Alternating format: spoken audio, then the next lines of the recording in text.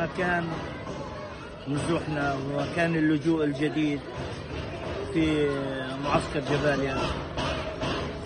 نفتقر لكل المقومات الحياة، لكل مقومات الحياة بما تعنيه من كلمة.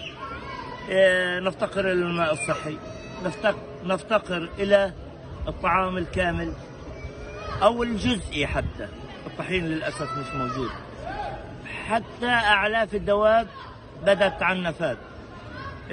لكن رغم صعوبة الحياة ورغم الألم ورغم المعاناة، لكن هناك بصيص أمل، هناك الأمل، هناك فرحتنا بعودتنا إلى فلسطين، ولن نتخلى عن فلسطين.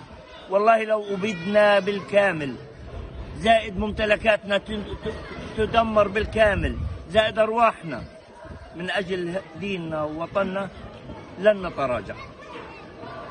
نازح من شمال غزة.